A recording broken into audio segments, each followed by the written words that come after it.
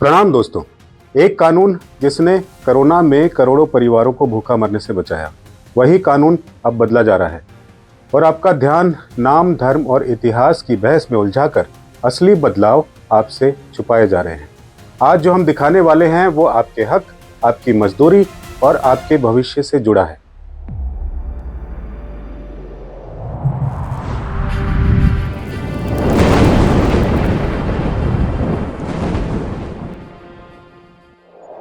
आज हम बात करने वाले हैं भारत की सबसे बड़ी रोजगार गारंटी योजना मनरेगा की और उसके उस प्रस्तावित बदलाव की जिसे सरकार विकसित भारत की तरह से पेश कर रही है, लेकिन विपक्ष इसे गरीब विरोधी बदलाव बता रहा है। इस वीडियो के अंत तक आप जानेंगे कि मनरेगा में क्या बदल रहा है और ये जो बिल आया है 2025 का, ये क्या है, 60 दिन काम नहीं देने का मतलब क्या है, राज्यों पर 40% बोझ क्यों डाला जा रहा है और सबसे अहम, अगर सरकार गलत नीति लागू करे तो उसकी जवाबदेही और सजा क्या होनी चाहिए। तो चलिए सीधे मुद्दे पर आते हैं। साल 2005 कांग्रेस ने एक नया कानून बनाया, महात्मा गांधी राष्ट्रीय ग्रामीण रोजगार गारंटी अधिनियम। 100 दिन का काम कानूनी अधिकार। अकाल हो, बाढ़ हो, सूखा हो या महामारी, मनरेगा एक आखिरी सहारा थी। कोविड के समय याद है आपको, शहर बंद, फैक्ट्रियां बंद, नौकरियां गई, लेकिन गांवों में मनरेगा ने करोड़ों लोगों को भूखा मरने से बचाया। 2020-21 में 11 करोड़ से ज्यादा लोगों ने मनरेगा के तहत काम मांगा। सरकार को 1,11,000 करोड़ खर्च करने पड़े थे। जिस योजना का मजाक भी उड़ाया गया था वही जीवनदान बनी थी, ये भी एक सच्चाई है। यहाँ कुछ सवाल आपके लिए। कितने लाख आपके खाते में आए?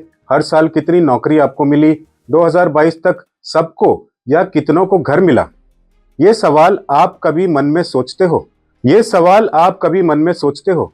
भक्त हो तो नहीं सोचते होंगे, एंटी वाले हो तो शायद सोचते होंगे, पर सवाल नहीं उठाते। ऐसे ना जाने कितने सवाल, प्रॉब्लम्स और परिस्थितियों से आम आदमी डेली गुजरता है, किंतु अपने सवाल ना उठाने की गलती या अपने सवाल उठाने की पावर को कोई नहीं जानता। ये प्लेटफॉर्म हमने खबर देने के लिए नहीं बनाया, उसके लिए तो बहुत सारे चैनल्स की फौज है। आज के युग की इस दुनिया में हमारा मकसद सिर्फ खबर देना नहीं है, वो तो लगभग हर चैनल कर ही रहा है। हमारी कोशिश है आपको जागरूक करना, खबर के पीछे का विश्लेषण सामने रखना और ऐसा मंच देना जहां आप सही गलत की पहचान खुद कर सकते हैं। हम मानते हैं कि लोकतंत्र में दर्शक सिर्फ उपभोक्ता नहीं होता, कस्टमर नहीं होता, वह एक सोचने समझने वाला नागरिक होता है। इसलिए हम खबर को सिर्फ क्या हुआ तक सीमित नहीं रखते, बल्कि यह भी दिखाते हैं कि इसका असर आप पर क्या पड़ेगा, ताकि आप बिना किसी डर, दबाव या पक्षपात के निष्पक्ष निर्णय ले सके। साथ ही हम आपसे अपील करते हैं, हमारे साथ जुड़िए, अपने आसपास के अहम मुद्दे हमें भेजिए ताकि हम उन्हें आवाज दे सकें।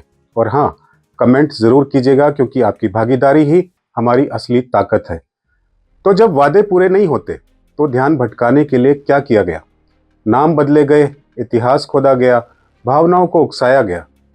तो मनरेगा कानून खत्म, गांधी जी का नाम हटाया जा रहा है, रोजगार के साथ आजीविका जोड़ी गई। सवाल उठता है, जब कानून पहले से है तो फिर ये बदलाव क्यों? विपक्ष कहता है राजनीति, सरकार कहती है संस्कृति, बट सिर्फ नाम नहीं, नियम भी बदले जा रहे हैं। सोचिए, आप मजदूर हैं, आपने काम मांगा, लेकिन सरकार कहती है अभी खेती का सीजन है, 60 दिन तक कोई काम नहीं मिलेगा।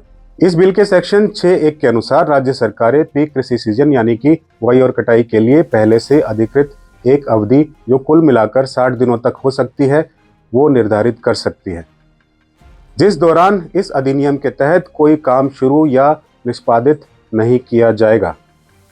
इस बिल का टेक्स्ट कहता है कि notwithstanding anything and to facilitate adequate availability of agricultural labour during peak agricultural seasons, no work shall be commenced or executed during the peak seasons as may be notified, covering the peak agricultural seasons of sowing and harvesting। और यह अवधि aggregating to 60 days हो सकती है, जिसे state सरकार notify करेगी। इसका मतलब ये है, ये 60 दिन का जो ब्रेक है मनरेगा में अब तक नहीं था। ये सिर्फ प्रस्तावित नए बिल वीबी ग्राम जी में शामिल होने वाला बदलाव है। इसका उद्देश्य कृषि के पीक सीजन में खेतों में मजदूरों की उपलब्धता सुनिश्चित करना बताया जा रहा है। लेकिन संक्षेप में अगर हम बात करें तो 60 दिन का काम रोकने का प्रावधान है इसमें, जो मनरेगा में नहीं था। यह प्रावधान जो है ड्राफ्ट बिल में है, जिसका उद्देश्य कृषि श्रमिकों की उपलब्धता सुनिश्चित करना है और ग्रामीण रोजगार के ढांचे में बदलाव लाना बताया जा रहा है। इसका असर क्या होगा? मजदूर की बार्गेनिंग पावर खत्म होगी, खेती हर मजदूरी गिरेगी, काम न देने की गारंटी अब कम होगी। अब एक अत्यंत महत्वपूर्ण बात बताते हैं आपको। पहले केंद्र जो है 90% देता था, राज्य 10% देता था। अब के प्रस्ताव में केंद्र 60% देगा, राज्य 40% देगा। आप जानते हैं उत्तर प्रदेश पर 9 लाख करोड़ का कर्ज है, बिहार पर 3,60,000 करोड़ का कर्ज है। क्या ये सरकार 40% का जो खर्च है वो उठा पाएंगे?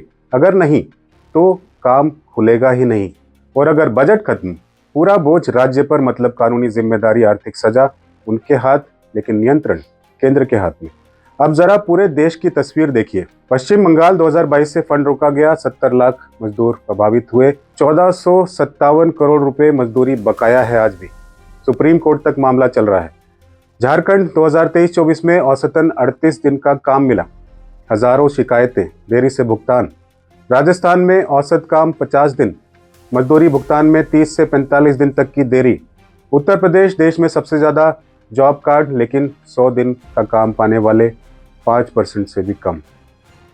बिहार भारी पलायन, मनरेगा मजदूरी ही न्यूनतम सहारा, 40% राज्य हिस्सेदारी निभाना लगभग असंभव।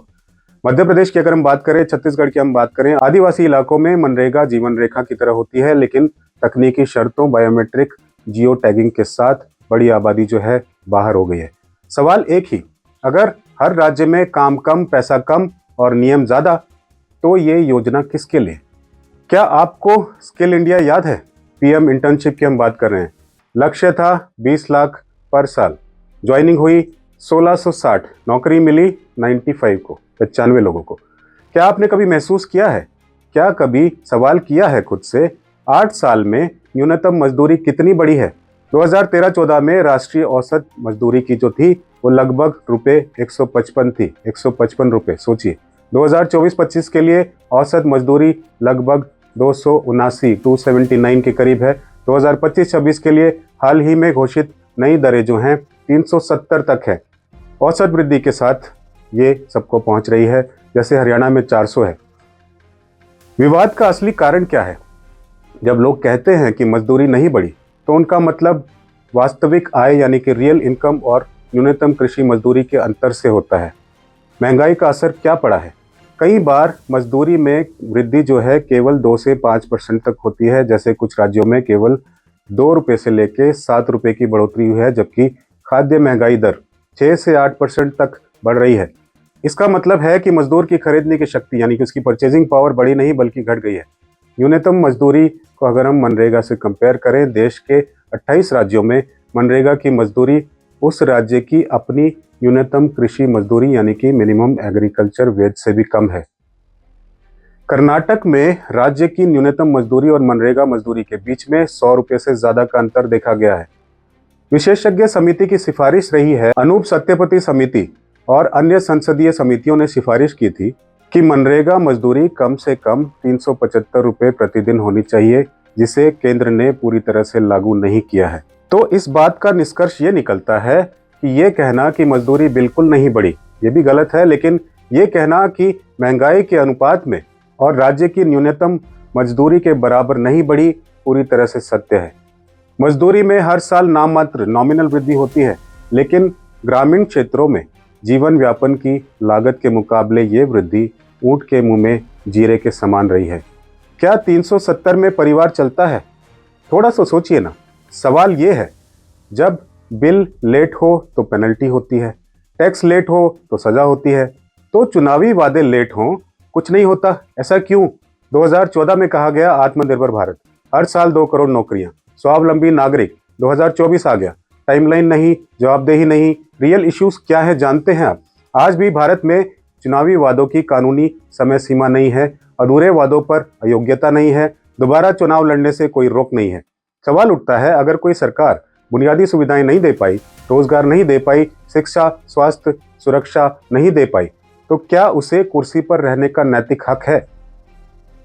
हर बड़े वादे की समय सीमा तय होनी चाहिए, स्वतंत्र ऑडिट बॉडी होनी चाहिए, वादा पूरा ना हो तो संसद में जवाबदेही होनी चाहिए, बार बार विफलता पर चुनाव लड़ने से रोक होनी चाहिए, क्योंकि लोकतंत्र में वोट अंधविश्वास नहीं, अनुबंध होता है। 2014 में कहा गया था इंसान को स्वावलंबी बनाया जाएगा। आज सवाल ये है, क्या हम सवाल पूछ रहे हैं? क्या हम सुविधाओं पर वोट दे रहे हैं? क्या हम जवाबदेही तय कर रहे हैं, या फिर हम सिर्फ भाषणों पर भरोसा कर रहे हैं? सवाल ये नहीं है इसको वोट देना है या उसको, सवाल ये है कि जवाबदेही किस तरह से तय होगी। एक और इम्पॉर्टेंट बात बता दें आपको, जरा इस मुद्दे से हटके। बिहार में मतदाता सूची के विशेष गहन संशोधन के दौरान एक बड़ा प्रक्रियात्मक विवाद सामने आया है। रिपोर्ट के मुताबिक स्थानीय चुनाव अधिकारियों की बजाय केंद्रीय स्तर से लाखों मतदाताओं को पहले से भरे हुए नोटिस भेजे गए।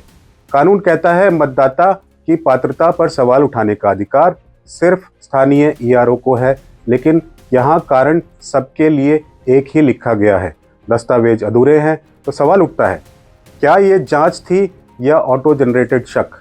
हालांकि ज़्यादातर नाम बाद में नहीं कटे, लेकिन इस प्रक्रिया ने मतदाताओं के भरोसे और चुनावी ट्रांसपेरेंसी पर बड़ा सवाल खड़ा कर दिया है।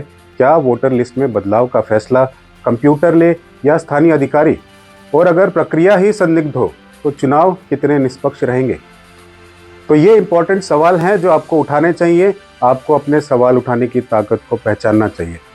वो वादे जो हर चुनाव में दोहराए जाते हैं, कभी तारीख कभी जवाब क्यों नहीं पाते हैं? अगर कुर्सी सवालों से कांपने लगे, समझिएगा तब लोकतंत्र सच में जाग जाते हैं। प्रणाम।